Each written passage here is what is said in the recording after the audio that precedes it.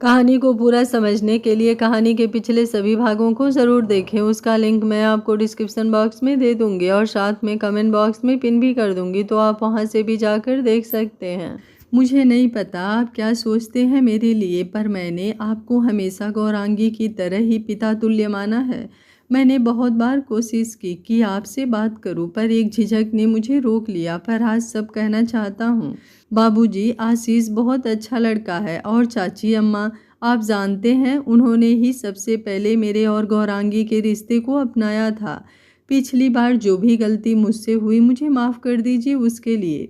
अपनी शादी में मैं आप सबके आशीर्वाद के लिए तड़पा और गौरांगी जितना भी रोई आप सबके लिए। उससे मैंने एहसास किया है कि कोई भी शादी परिवार के बिना अधूरी है, भले ही उसमें लाख प्यार हो, पर एक कसक रह ही जाती है मन में।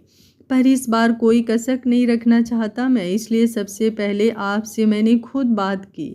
अंदर घर के बड़े भी सब जानेंगे, पर आज वादा करता हूँ आपकी हाँ या ना ही बात को आगे ले जाएगी, वरना सब यहीं खत्म हो जाएगा।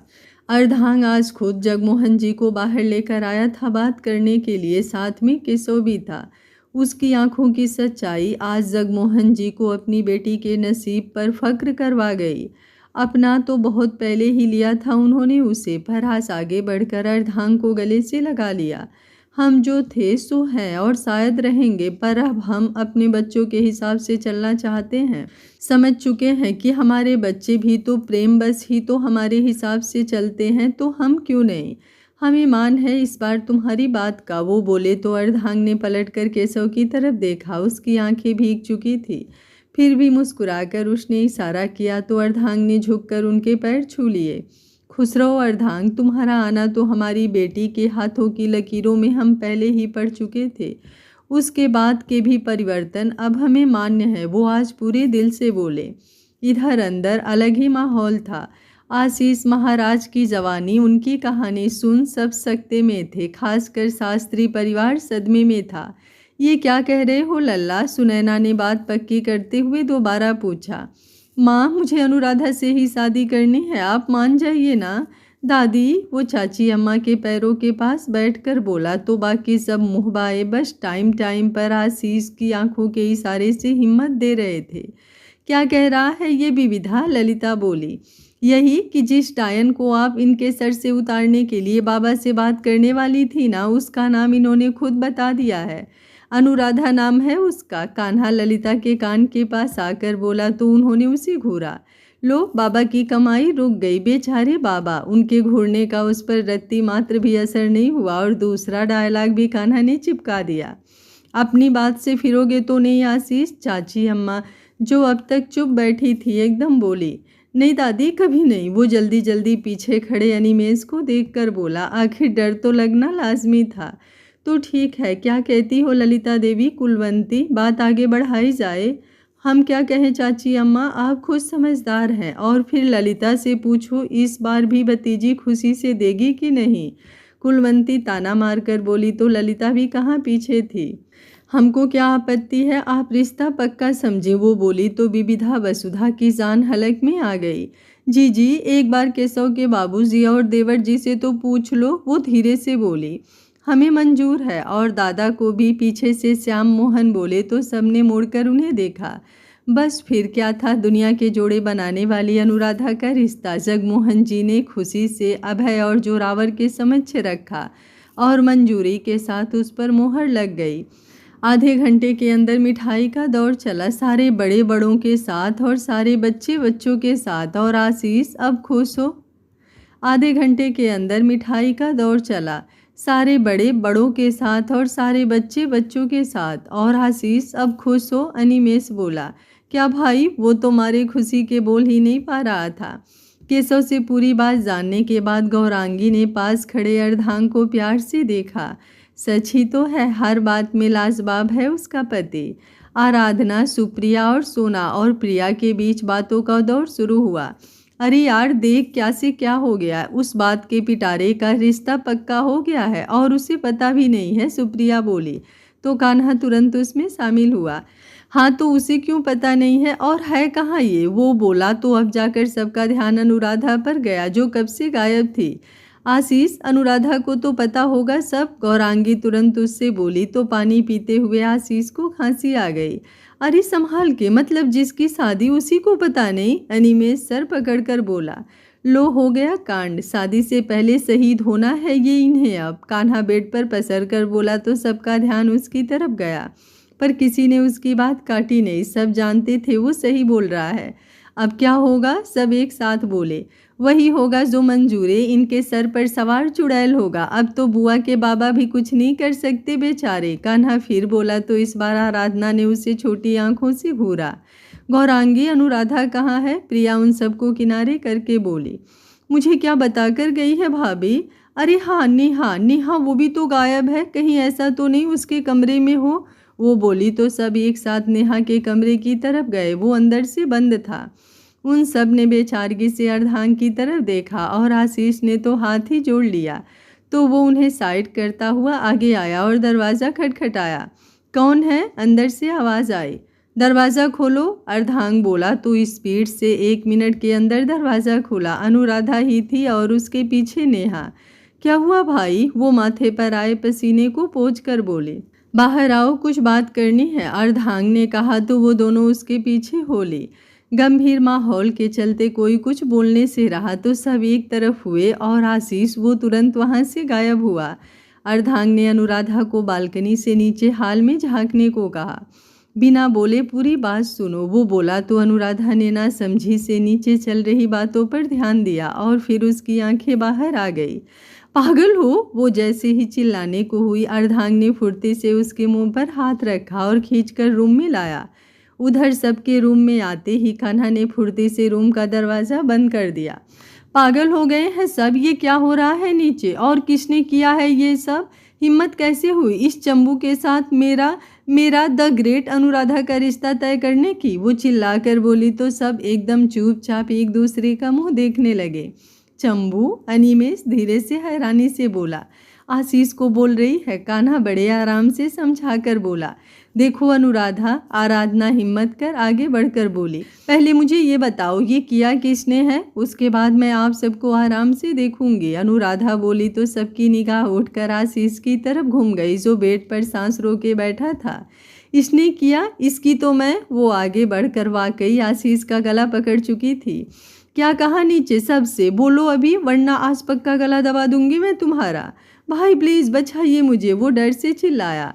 अनु छोड़ दो उसे, नीचे सब बैठे हैं, तमाशा हो जाएगा। आराधना आगे बढ़कर उसका हाथ पकड़कर बोली। लो, ये इसके साथ शादी करेंगे। जीजू आप ना एक बॉडीगार्ड रखवा देना आशीष भाई को कल से ही, वरना पक्का ये हर 2-4 दिन में डॉक्टर का बिल बढ़ाएंगे। कान्हा आराम से पैर पर पैर चढ़ाकर बोला। अच्छा वो क्यों? अनिमेष उसकी बात में इंटरेस्ट लेकर बोला। अरे देख नहीं रहे, ये चुड़ैल है। हाँ ये तो है, कॉमेडी शो चल रहा है अनिमेष। अरे बचाओ उसे, सोना उस पर चीखी। अर्धांग तू जाना। नहीं, अब मैं कुछ नहीं करूँगा, इतनी देर से मैं ही कर रहा हूँ। वो वहीं बैठ कर बोला तो गौरांगी ने उसी घूरा। फुटो मुँह से वरना मुँह तोड़ दूंगी तुम्हारा। अब तक अनुराधा आशीष का मुँह पकड़ अपने सामने कर चुकी थी। बीमार है वो, अनु छोड़ो उसे। प्रिया बेड के दूसरी तरफ से घूमकर उसके सामने आकर बोली। ये बीमार है ये, इसका तो मैं अभी इलाज करती हूँ। अनुराधा दांत पीस कर बोली तो आशीष ने बेबसी से अर्धांग, अनिमेष और कान्हा को देखा जो दूर से बैठे आराम से ये सब देख रहे थे। जैसे कह रहे हो बेटा देख लो, ये है तुम्हारी होने वाली बीबी। नेहा, प्रिया, गौरांगी ने मिलकर अनुराधा को पीछे खींचा और सोना ने झट से उसके हाथ बांधे। उसके बाद गौरांगी ने तुरंत ही उसे सोफे पर बिठाया। ये गलत है, मैं इससे शादी नहीं करूँगी। क्यों नहीं करोगी? क्या तुम किसी और से प्यार करती हो? आखिर बेचारा आशीष लुटा पिटा अनुराधा के सामने आकर खड़ा होकर बोला। ये पागल है? अनुराधा झुझला कर बोली। हाँ, सभी एक साथ बोले। वरना अच्छा खासा दिमाग वाला तो उससे शादी करने की सोचता। अरे खुद पर पेट्रोल डाल, आग नहीं लगा लेता? कान्हा तुरंत बोला। राइट, अनिमेष बोला। तू चुप कर, वरना इससे पहले तेरा मर्डर करूंगी मैं। वैसे भी सजा 1 करो या 2 उतनी ही मिलती है। मेरे हाथ खोलो, अनुराधा दोबारा चिल्लाई। पहले मेरी बात का जवाब दो। तुम किसी और को पसंद करती हो? आशीष रो दोने की हद तक बोला। लो, अब ये सवाल इन्हें पूछना है जब सब हो गया। अर्धांग बोला। अरे जीजू चिल, इसको अनुराधा शास्त्री से प्यार हुआ है तो दिमाग हटना लाजमी है, कान्हा दोबारा बोला। कहीं वो लड़का तो नहीं जो उस दिन मिलने आया था तुम्हें? वो बोला तो इस बार अनुराधा के साथ साथ नेहा की भी सांसें थमी। मेरी जासूसी कर रहे थे तुम? अनुराधा उसकी तरफ देख दांत पीस कर बोली। नहीं नहीं, बस मैंने देखा था, वो जल्दी जल्दी बोला। मैं बस पूछ रहा था, इसलिए तुम्हें मैं पसंद नहीं? दिमाग से पैदल इंसान वो लड़का। अनु अभी नहीं, बाद में, नेहा ने उसे टोक कर बोली तो वो आइटम बम सबके ऊपर गिराती, ना जाने क्यों इतने गुस्से में भी खामोश हो गई। ओके ओके, तेरे लिए, क्योंकि तू मेरे साथ थी जब ये सब कांड हो रहा था। हाँ तो कहाँ थी मैं? दिमाग से पैदल इंसान, अर्धांग बोला। अब उसे भी मज़ा ही आ रहा था। थैंक्स एजे, वो गहरी सांस लेकर बोली। हाँ तो दिमाग से पैदल इंसान, मैं रास्ते में चलते हुए किसी भी लड़के से इम्प्रेस होकर उससे प्यार कर लूँगी, और शादी भी। तुम्हें ऐसा लगता है? नहीं तो मैंने ऐसा तो नहीं कहा, आशीष धीरे से बोला। नहीं कहा नहीं, पर बात अब मेरी समझ में आई। तुम्हें ऐसा लगा इसलिए नीचे ये सब हंसी खुशी जो लड्डू खाए जा रहे हैं इनका बिल तुमने भरा है ना? कान्हा बोला। बिल? आशीष ना समझी से बोला। अरे बिल मतलब तुम्हारी वजह से लड्डू खाए हैं ना सबने। जीजू, बॉडीगार्ड के साथ एक बात समझने वाला आदमी भी रखना, कान्हा बोला। तो इस बार आशीष ने उसे घूरा। बोलोगे भी कि आवाज़ किराए पर चली गई है? प्लीज़ मना मत करो, मैं कुछ भी करूँगा, तुम जैसा कहोगी वैसा। मैं बहुत प्यार करता हूँ तुमसे, आशीष एकदम अनुराधा के कदमों में बैठकर बोला। I love you so much Anuradha, वो इस बार पूरे दिल से बोला। वो कितनी भी तेज तर्रार हो, पर अब आशीष का दिल उसके लिए ही धड़क चुका था। सभा खत्म हुई। रात के 1 बजे तक सारी बातें क्लियर करके घर के सभी बड़े घर वापस आए, बिना ये जाने कि नीचे तो सब सही था, फिल्म तो ऊपर बेचारे आशीष की बन गई थी। महा मुश्किल अनुराधा को समझा बुझाकर सब घर ला पाए। सबसे ज़्यादा तो परेशान आशीष था। अनुराधा के तेवर देख उसे अपने दूल्हा बनने के सपने पर पानी फिरता नजर आ रहा था। उधर जब अर्धांग नीचे जोरावर चौधरी के कमरे से कुछ बात करके निकला तो उसका मूड आज कुछ उखड़ा था। तभी पीछे से कुलवंती की आवाज़ आई। अर्धांग, उन्होंने पुकारा। अर्धांग पलटकर बोला। खाना खाया है? गौरांगी कह रही थी तुमने सबके साथ नहीं खाया था। हाँ बस मुझे भूख नहीं थी, पर मैं अभी ऊपर ही जा रहा हूँ, गौरांगी मेरे लिए खाना ले जाएगी आकर। वो कुछ हैरानी से उनकी तरफ देखकर बोला। आज पहली बार उन्होंने खुद से ये पूछा था। रहने दो, वो भी थक गई है, आओ मैं निकाल देती हूँ खाना, बैठो, कुलवंती बोली तो अर्धांग ने कदम डाइनिंग टेबल की तरफ बढ़ा दिए। बरसों से जमी हुई अर्धांग के लिए हिकारत की धूल कुलवंती के दिल में इतनी जल्दी तो साफ नहीं हो जाएगी, पर आज कुलवंती ने आगे बढ़कर उसकी शुरुआत कर दी थी। पीछे खड़ा अनिमेष उन दोनों को देख मुस्कुरा उठा। खाना खाकर जब वो ऊपर आया तो गौरांगी सोने लगी थी। हल्की बैगनी साड़ी जो उसके तन पर लिपटी हुई उसे अलग ही खूबसूरत कर रही थी। खुले हुए बाल और थकी हुई चेहरे की रंगत। एक पल को अर्धांग उसे रुककर देखता रहा, फिर सीधा बेड पर गिरकर उसे झटके से कसकर खुद में समेट लिया। गौरांगी की चौंक कर आंखें खुली। वो इस कदर नींद में थी कि थोड़ी देर के लिए सेंस में आने के लिए उसे टाइम लगा, और जब आया, मार डालो मुझे, किसी दिन हार्ट अटैक आ जाएगा मुझे। हद है, ये आदमी मुझे सुकून से सोने भी नहीं देता। हटो तुम, वो उसके पकड़ से छूटने की कोशिश कर बोली।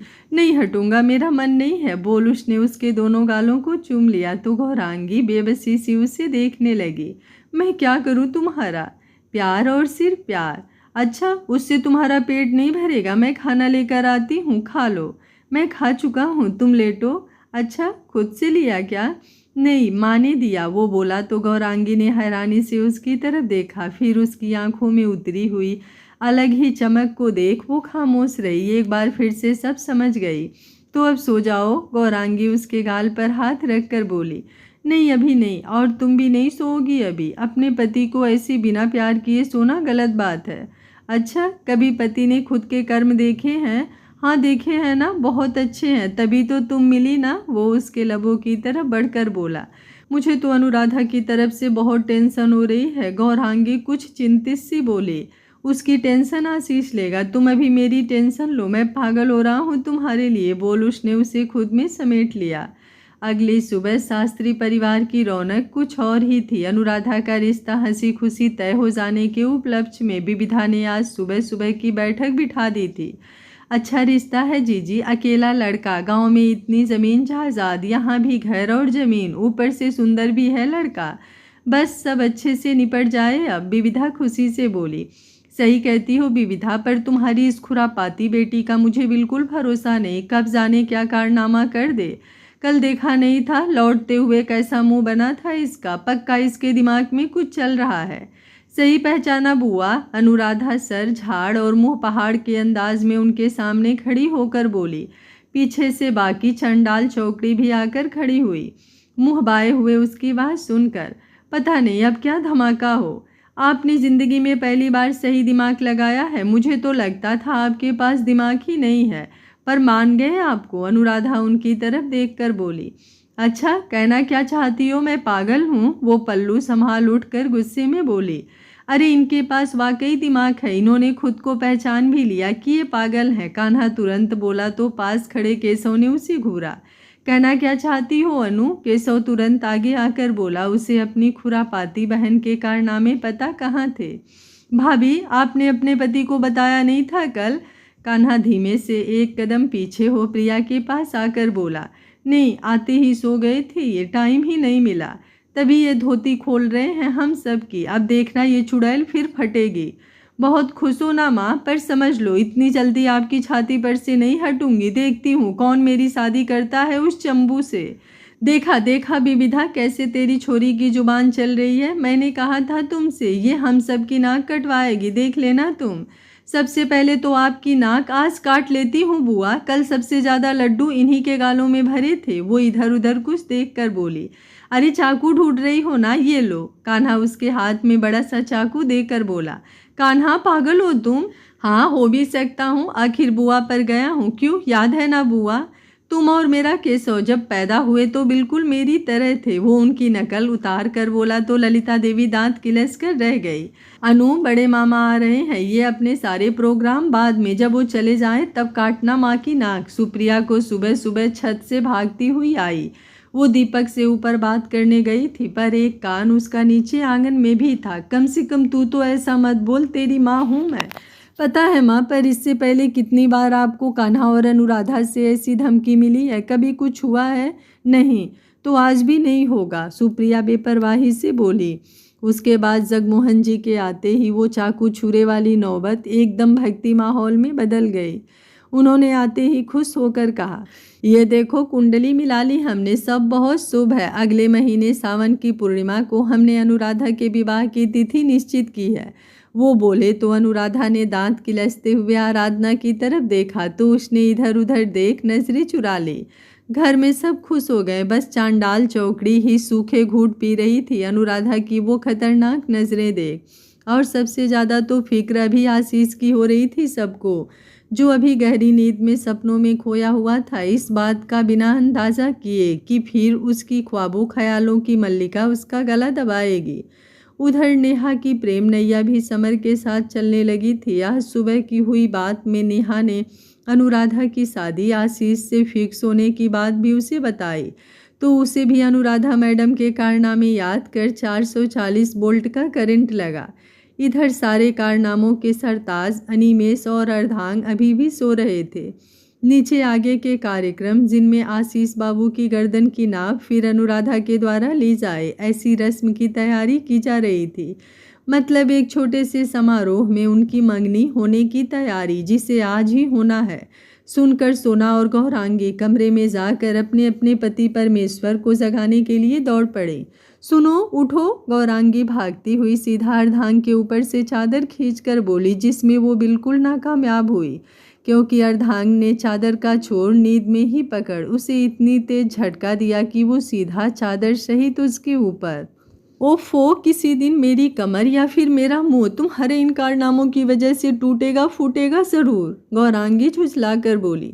कुछ नहीं टूटेगा फूटेगा, इतनी अच्छी कमर ऐसे थोड़ी ना टूटेगी, उसका रीज़न मैं दूंगा ना। वो सूखी से उसके गालों पर लब फिरा कर बोला तो गौरांगी के गाल शर्म से सुर्खी पकड़ चुके थे। बस बातें करवा लो तुमसे, वो लाश से लिपटी हुई बोली। नहीं, बातें नहीं है, ये मैं करके भी दिखा सकता हूँ। वो जल्दबाजी में उसे अपने नीचे कर तुरंत बोला। तो उसके आगे की कार्यवाही गौरांगी तुरंत समझ गई। हाथ मत लगाना मेरे पल्लू पर, वरना। वरना क्या? वो उसकी धमकी सुन तुरंत बोला। वरना वरना वरना अभी मुझे नहीं पता, पर अच्छा नहीं होगा, वो कुछ सोचते हुए झुझला कर बोली।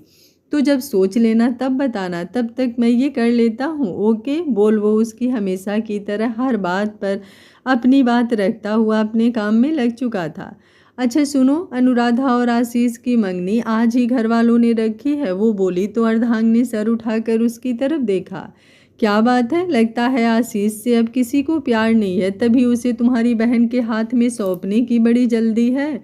बोल उसने उसके गालों को चूम लिया। अरे कभी रोमांस से हटकर कुछ और भी सोच लिया करो, मुझे तो बड़ी टेंशन हो रही है। हाँ तो मेरे हिस्से की भी टेंशन ले लो तुम, वो बोला। तो गौरांगी ने खुली पीठ पर एक हल्का सा मुक्का चढ़ा, जिसका उस पर कोई असर नहीं हुआ। उसने मुंह बनाकर हल्का झुककर उसके चेहरे को देखा। बिखरे हुए बाल, खुमारी से बंद पलके, सुर्ख जो तेजी से तड़प कर उसके गालों और गलों को चूम रहे थे। वक्त बदल जाए, मौसम बदल जाए, पर जो नहीं बदलता वो था अर्धांग का प्यार। जिद्दी, वो खुद से बोली। फिर ना जाने कहाँ से एकदम से उस पर प्यार आया और उसे बाहों में भर लिया। प्यार तो सभी को हो जाता है ज़िंदगी में कभी ना कभी, पर उसे बरकरार रखना हम भूल जाते हैं। एक बार पा जाते हैं मन का इंसान तो उसकी कदर करना भूल जाते हैं। ये भूल जाते हैं कि हम तो आगे बढ़ गए, पर शायद हमारी मोहब्बत अभी उन पुरानी किसी गिफ्ट में, किसी डायरी में, किसी गुलाब, किसी जगह में, या फिर यूं कहें मोबाइल के किसी कोने में छिपे हुए एक पुराने मैसेज में कैद हो जाती है। और हम भूल जाते हैं कि मोहब्बत दो दिलों में धड़कन की तरह होनी चाहिए। जब भी धड़के हमें याद आए कि ये किसके लिए पहली बार धड़का था, और हमेशा ऐसे ही सीने में ज़िंदगी बनकर जब भी उसे देखेगा हर बार पहली बार की तरह ही धड़केगा, हमेशा, बस यूं ही हमेशा। भाई ये मुझे घूर क्यों रही है? मंगनी के समय सभी लोग एक बार फिर शास्त्री भवन में इकट्ठा हुए थे और अनुराधा लाल मोती लगी साड़ी, बालों को सलीके से बांधे, हाथों में कुछ चूड़ियां पहने आज पहली बार बहुत सुंदर तो लग रही थी, पर वो सामने बैठे हुए आशीष की अपनी आंखों से जान ले रही थी। इसलिए उसने डरते हुए अनिमेष से ये सवाल किया। घूर नहीं रही है, बता रही है कि आगे जो करना सबके सामने करना तुम, क्योंकि सबके सामने आंखों से ही घूरेगी, पर अकेले में वो क्या करेगी वो तो तुम्हें याद ही है। अनिमेष ने धीरे धीरे बोलकर उसे पूरी बात समझाई। तो उसने पलटकर उसकी तरफ बेबसी से देखा। चाची अम्मा ने सर पर चुन्नी डालकर शगुन पूरा किया और एक सुंदर सी जगमगाती हुई अंगूठी सुनैना ने उसकी गोद में डाल दी। उसके बाद श्याम मोहन और विविधा ने चांदी का सिक्का और नारियल आशीष को देते हुए इस रिश्ते के पक्के होने पर मुहर लगा दी। अर्धांग और गौरांगी ठीक उनके पीछे खड़े थे। हरी साड़ी में लिपटी हुई गौरांगी आजकल कुछ ज़्यादा ही खिली खिली लग रही थी। उसे देख वसुधा को एक ख्याल आया। उन्होंने तुरंत जाकर जगमोहन जी से किनारे जाकर बात की। तब तक केशव और बाकी सब ने उन सबको जलपान करवाया। माता जी कुछ इच्छा है कहो तो रखूं? जगमोहन जी ने आदर भाव से चाची अम्मा से कहा। हाँ हाँ क्यों नहीं, बोलिए। गौरांगी की शादी के लिए जो सोचा कर ना पाए हम, और अब हमें दोबारा मौका मिला है, तो हम चाहते हैं कि इस बार सारी रस्में दोबारा निभाई जाए सबके आशीर्वाद के साथ। अरे नेकी और पूछ पूछ क्यों कुलवंती, क्या कहती हो? मुझे बहुत खुशी होगी, आप ज़रूर करिए। इस बार हम भी अपनी छोटी बहू खुशी से विदा करा कर अपने घर ले जाएंगे अपने बेटे के साथ। वो अर्धांग की तरफ घमंड से देखकर बोली। तो अर्धांग की आंखें कुछ देर उन पर थमी रहीं। जोरावर विक्रम संग्राम सभी चाची अम्मा के फैसले से वैसे भी पीछे नहीं थे, और इस बार वो उत्साह तो सोना और अभियंता में भी दिखाई दे रहा था। तो फिर तय रहा, हम गौरांगी को यहीं रोक लेते हैं, दोनों को खरीदारी, उसके बाद बाकी रस्में भी हम यहीं से करेंगे। और अब गौरांगी सीधे विदा होकर ही जाएगी अनुराधा के साथ। विविधा बोली। तो अर्धांग की आंखें गुस्से से गौरांगी की तरफ देखने लगी, जो उनकी बात सुनकर अभी शर्माने में बिजी थी। और दामाद जी अब आप भी दूल्हा बनकर आना, तब तक आप भी नहीं आएगी हमारी बिटिया से मिलने, ललिता पल्लू संभाल कर बोली। तो अर्धांग के सब्र का बाँध टूट गया। उसने नज़र बचाकर कसकर गौरांगी का हाथ पकड़कर दबाया तो उसने पलटकर उसे देखा। क्या है? वो बोली, फिर आगे कुछ ना बोल पाई। पतिदेव की आंखों में उतरी हुई गुस्से की लाली उसे सब समझा गई। उसके बाद ना उसने खाना खाया ना कुछ पिया। सभी आगे की तैयारी की बात करते करते खा पी कर चले गए। कान्हा और केशव ने आज भाइयों के हक अदा किए। कान्हा अनुराधा वैसे भी आज कुछ कर नहीं सकते थे क्योंकि आज जगमोहन जी की पैनी नज़र उन दोनों पर ही थी, इसलिए मन मार कर जो हो रहा था देख रहे थे। अब उन्हें क्या पता, ये खुरापाती दिमाग बस उनके कहीं जाने का ही इंतज़ार कर रहे थे। बस अभी के लिए आशीष, अनिमेष, सोना, नेहा और अर्धांग ही बचे थे। उन्हें केशव ने कुछ देर और रोक लिया था। गौरांगी कब से अर्धांग के आगे पीछे हो रही थी। ना उसने कुछ खाया था ना पिया था। वो उसकी नज़र मिलते ही इशारों से मिन्नतें करते हुए उसे रूम में ले आई। अर्धांग भी यही चाहता था। घर चलो, मैं नहीं रह सकता तुम्हारे बिना। वो कमरे में घुसते ही बोला, तुमने सुना ना, कैसे होगा ये? बाबूजी ने खुद रोका है मुझे। और फिर कुछ दिनों की ही तो बात है। कुछ दिनों की? मैं एक दिन में पागल हो जाता हूँ। तुम्हें कुछ दिनों की पड़ी है? पर हमारी शादी है। हाँ, तो मेरे पास रहकर भी हो सकती है, या फिर कम से कम मैं यहाँ आ तो सकता हूँ। यहाँ रह लूँगा तुम्हारे साथ। पर ऐसे हम एक साथ नहीं रह सकते। फिर फ़ायदा क्या शादी का? गौरांगी उसे प्यार से समझा कर बोली। जानती थी उसका जिद्दी पति ऐसे तो ये बात छोड़ेगा नहीं। हमारी शादी हो चुकी है और मुझे नहीं रहना तुम्हारे बिना। अर्धांग उसकी तरफ पलट कर बोला। आज उसकी आंखों में गुस्से की लाली के साथ आंसुओं की सुर्खी भी उतर आई थी। गौरांगी का दिल तड़प उठा। उसने आगे बढ़कर उसके होठ चूम लिए तो अर्धांग बेताबी से उस पर हावी हुआ। घर चलो, मैं नहीं रह पाऊंगा इतने दिन तुमसे दूर। वो उसके लबों पर हल्के हल्के किस करते हुए बेचैनी से बोला, मान जाओ ना, मैं दूर ही कितना हूँ तुमसे। और फिर दिन में हम कभी कभी बाहर मिल लेंगे, और रात को। वो उसकी करीबी से उसकी बाहों में पिघल कर बोला, कुछ दिन रुक जाना ना। वो उसे खुद में समेट कर बोली। वो प्यार से ही उसे समझाना चाहती थी, वरना अर्धांग का गुस्सा उससे कुछ भी करवा सकता था। नहीं, मैं जैसे आता था वैसे आऊँगा मिलने, छत पर मिला करना मुझे। पर वो बहुत रिस्की है, तुम्हें चोट लग सकती है। मुझे नहीं पता, और ज़्यादा तकलीफ़ है तुम्हें तो चलो, मैं तुम्हें यहाँ रहने ही नहीं दूँगा। अर्धांग एकदम उसके पहलू से निकल दोबारा गुस्से से बोला, नहीं नहीं, मैंने ऐसा कब कहा? अच्छा ठीक है, गुस्सा ना हो, आ जाना, पर प्लीज़ रोज़ नहीं, वरना सबको शक हो जाएगा। अच्छा नहीं लगता ना घर का दामाद ऐसे चोरी चोरी आए? मुझे अच्छा लगता है। पहले मेरी बीबी ज़बरदस्ती छीनो, फिर दुनिया भर के नियम कायदे लगाओ। हद है यार। पर हमारी शादी भी तो हो रही है दोबारा। गौरांगी कुछ मुस्कुरा कर बोली तो अर्धांग ने उसकी तरफ एकटक देखा। ज़्यादा खुश मत हो, शादी के बाद मैं बदल नहीं जाऊँगा, ऐसे ही रहूँगा। मुझे बदलना भी नहीं है तुम्हें, जानती हूँ। थोड़ा औरों की अपेक्षा मेरे पति को मुझे संभालना मेरी जान निकाल देता है, पर मुझे उसकी हर अदा से बहुत प्यार है। मना रही हो मुझे कि कुछ ना कहूँ? तुम यहाँ रुक रही हो तो? नहीं, बता रही हूँ कि तुमसे दूर रहने का सोच कर ही मेरी भी जान निकल सी रही है। वो झिलमिलाती हुई आंखों से उसे देखकर बोली तो कुछ आंसू उसके गाल पर आ गए। अर्धांग तड़प उठा। गौरांगी, वो उससे बाहों में कसकर भर के बोला, फिर उसके पूरे चेहरे को शिद्दत से चूम लिया। अच्छा नहीं लगता तुम्हारे बिना एक पल भी मुझे, पर मैं चाहती हूँ कि हमारी शादी भी सबकी मर्जी से हो, सबके आशीर्वाद से। बस तब तक तुम रूठना, मैं मना लूँगी तुम्हें। और तुम दांत पीस कर झुझलाना मुझ पर, मैं करूँगा अपने मन की ही।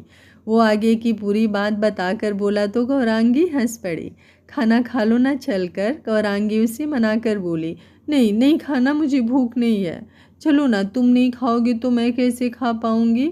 मुझे नहीं पता मैं कैसे रह पाऊँगा तुम्हारे बिना। रात में सबके सोने का वेट करूँगा और कमरे में आऊँगा तो दिन में तुम सामने दिखोगी नहीं। वो अब वाकई जिद्दी बच्चे के जैसा बोला तो गौरांगी ने उसकी शर्ट का कॉलर पकड़ उसे बेड पर बिठाया, फिर उस पर झुक गई। अर्धांग उसकी करीबी से पिघलने लगा। उसने झटके से उसकी कमर पकड़ उसे अपने नीचे किया। गौरांगी ने बेताबी से उसे खुद में जकड़ लिया। प्लीज़ मेरे लिए, वो उसके एहसासों से बंद होती पलकों से धीमे से बोली। तुम्हारे लिए भी तुमसे दूर नहीं रह सकता मैं। अर्धांग बढ़ी हुई सांसों से उसके गले पर किस करके बोला। मेरी कसम, गौरांगी धीरे से बोली तो अर्धांग के होठ जो उसके गालों पर बेताबी से हरकत कर रहे थे थम गए, जिसे महसूस कर गौरांगी ने डरते डरते आंखें खोली। जानती थी अर्धांग पक्का उसकी बात मान लेगा, पर उसका रिजल्ट उसके सामने था। अर्धांग की आंखें दहक उठी थी। गौरांगी ने झट से उसके कंधे पकड़ लिए। जानती थी अगले ही पल वो उससे दूर होगा।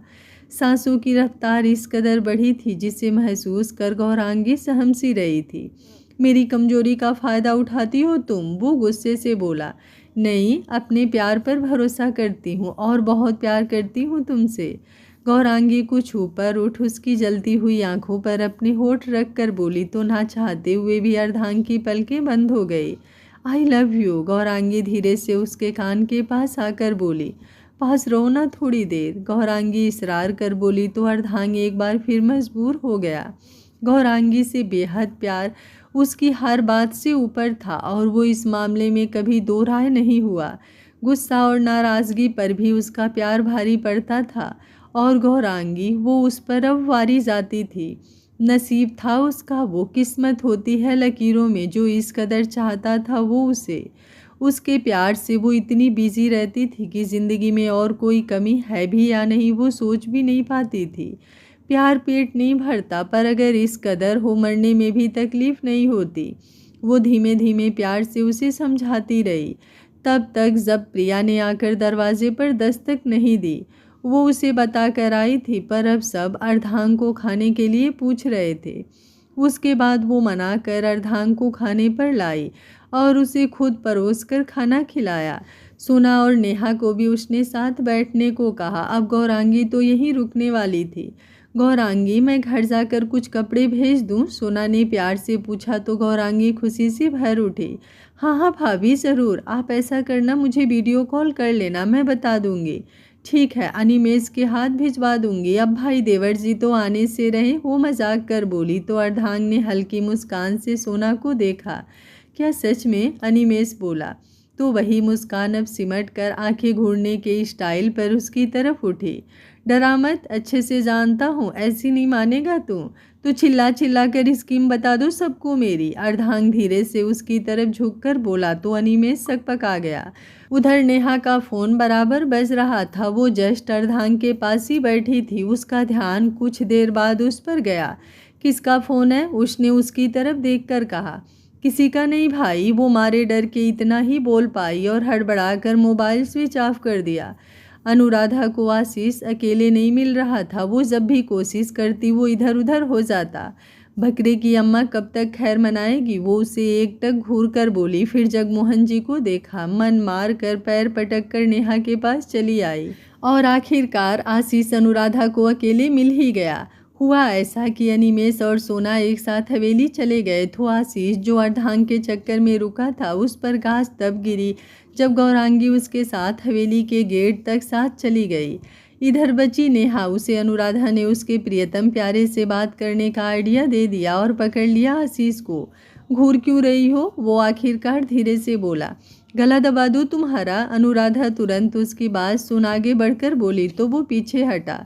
ऐसा क्या किया है मैंने? अच्छा बताऊं मैं? प्लीज़ मान जाओ ना, मैं बहुत प्यार करता हूं तुमसे, तुम क्यों गुस्सा हो मुझसे? अच्छा, और ये बात बहुत जल्दी नहीं बताई तुमने मुझे? पहले शादी फिक्स कर ली, मेरे हिटलर ताऊ को भी उनमें इन्वॉल्व कर लिया, फिर मुझे बताया। अनुराधा के साथ खेल खेलते हो? टेंशन ना लो, पूरी ज़िंदगी सज़ा मिलेगी, बराबर सज़ा मिलेगी तुम्हें। वो दांत किलस कर बोली तो आशीष हल्का सा मुस्कुराया। दांत तोड़ दूँ तुम्हारे? वो उसे ऐसे देख कर बोली। पूरा का पूरा तुम्हारा हूँ, जो चाहे वो करो, पर तुमने माना तो कि पूरी ज़िंदगी सजा ही दोगी, पर रहोगी मेरे साथ ही। वो नज़र मिलाकर उससे बोला। कोई और लड़की होती तो ये लाइन उस पर सटीक बैठती, पर वो तो अनुराधा थी। भड़क गई। ये सस्ती लाइनें मुझ पर मत चेपा करो तुम। तो क्या करूँ तुम्हें बता दो? उल्टा लटक कर तपस्या करो और भगवान से ये मांगो कि मुझसे बच जाओ तुम। वो मैं नहीं करूँगा, तो भाड़ में जाओ। तुम चलोगी साथ में? वो बोला तो अनुराधा ने उसे छोटी आंखों से एक बार फिर घूरा। इस बार वो मुस्कुरा उठा। ये सोचकर कि ये तूफान उसकी ज़िंदगी में दस्तक देगा तो सही, बाकी उसके सारे नखरे वो ज़िंदगी भर हंसकर उठा लेगा। कहीं घूमने चलोगी मेरे साथ कल? वो एक बार फिर शेरनी के मुंह में हाथ डालकर बोला। नहीं, अनुराधा तपाक से बोली, फूलान बेइज्जती के साथ। मैं वेट करूंगा गली के मोड़ पर कल शाम 4 बजे। 4 बजे मैं बिजी हूँ, अनुराधा बोली तो आशीष का चेहरा बुझ गया। 2 बजे मिलना, वो कुछ देर रुक कर बोली तो आशीष खिल उठा। अच्छा सुनो, वो अभी पलटी ही थी कि उसने पुकारा। बको, फ़ोन कर सकता हूँ तुम्हें कभी कभी? उंगली पकड़ाई है, हाथ पकड़ने की कोशिश मत करो, और कुछ नहीं मिलेगा, जो दे रही हूँ वही काफ़ी है। समझे तुम? धोखे से भी फ़ोन मत करना मुझे, वरना फ़ोन तोड़कर आग लगा दूंगी तुम्हारा। वो बोली तो आशीष ने हाथ में पकड़ा अपना फ़ोन तुरंत पॉकेट के हवाले किया। उस साड़ी में लिपटी हुई वो श्याम सलोनी सी उसे धमकी देते हुए भी उसके दिल में उतर रही थी। यही तो उसकी अदा उससे भाई थी, वो जैसी थी उसने कभी नहीं छिपाया और ना कभी बदला खुद को, और वो भी उसे कभी बदलना नहीं चाहता। भले ही उसने प्यार ना जताया हो उसके लिए अभी, पर वो उसकी है ये मानना ही अभी के लिए आशीष के लिए सुकून ला चुका था। उधर गौरांगी बहुत थक चुकी थी। घर में सबने तय किया था कि एक दिन का रेस्ट लेकर धारा प्रवाह सभी काम शुरू हो जाएंगे। आखिर दिन ही कितने बचे हैं शादी के। अगले दिन उसकी आंखें खुली जब प्रिया ने उसे कसकर हिलाकर उठाया। गौरांगी, सुबह का 10 बज रहा है, कब से तुम्हारा फ़ोन बज रहा है, उठा लो। वैसे तो तुम कभी इतनी देर नहीं सोती, क्या हुआ? तबीयत तो ठीक है ना? माँ कब से तुम्हें बुला रही हैं? हाँ ठीक है, वो अलसाई सी उठकर बोली। फिर अचानक कुछ याद आते ही उसने आंखें खोली। मेरा फ़ोन कहाँ है? वही बोलने वाली थी, तुम्हारे पतिदेव के कितने मिस्ड कॉल आ चुके हैं देखो। वो उसका फ़ोन उसे हाथ में पकड़ाकर बोली और बाहर निकल गई। उसने झट से नंबर डायल किया। इतनी देर तो कभी नहीं सोती तुम, तबीयत तो ठीक है ना तुम्हारी? अर्धांग फिक्र से बोला तो गौरांगी ने बेड से सर टिकाकर आंखें बंद कर ली। उसका जिद्दी पति जो हमेशा उसे हैरान कर देता है, अब भी वो उसकी आवाज़ की फिक्र साफ महसूस कर रही थी। जबकि गौरांगी ने सोचा तो ये था कि वो बहुत गुस्सा होगा। नहीं, बस मुझे लगता है मैं बहुत थक गई थी कल। सुनो ना, आ जाओ, मुझे अच्छा नहीं लगता तुम्हारे बिना। गौरांगी इस कदर एहसासों से बोली कि उसकी खुद की बंद पलकें नम हो उठी। पता नहीं आजकल वो खुद अर्धांग को अपने आसपास उससे ज़्यादा चाहने लगी थी। मुझे भी सच बोलो, तबीयत ठीक है ना तुम्हारी? मैं आ जाऊँ लेने? मैं कुछ भी बोल दूँगा, तुम आ जाओ बस। नहीं, माँ बाबूजी को बुरा लगेगा। तुम रात को आना, मैं छत पर मिलूंगी तुम्हें, वो बेकरारी से बोली जो अर्धांग को और बेचैन कर रही थी। हमेशा वो उतावला रहता था, पर वो कंट्रोल में रहे इसलिए गौरांगी खुद को थोड़ा कंट्रोल रखती थी। पर आज शायद वो खुद को समेट नहीं पाई। मैं आ रहा हूँ। नहीं, गौरांगी पलकों के आंसू समेट कर बेड से उतर कर बोली। तुम भी ना, वो हल्का मुस्कुराकर बोली और फ़ोन को कसकर चूम लिया। मुझे सामने से चाहिए, अर्धांग बच्चों जैसा बोला तो गौरांगी खिलखिलाकर हंस पड़ी। आज का पार्ट आप लोगों को कैसा लगा कमेंट बॉक्स में अपनी राय ज़रूर दीजिएगा, और कल का पार्ट बहुत ही ज़्यादा इंटरेस्टिंग और ब्यूटीफुल होने वाला है, तो देखना बिल्कुल मत भूलिएगा। Thank you for watching. मिलते हैं कहानी के अगले भाग में, तब तक स्वस्थ रहिए, मस्त रहिए, अपना ख्याल रखते रहिए।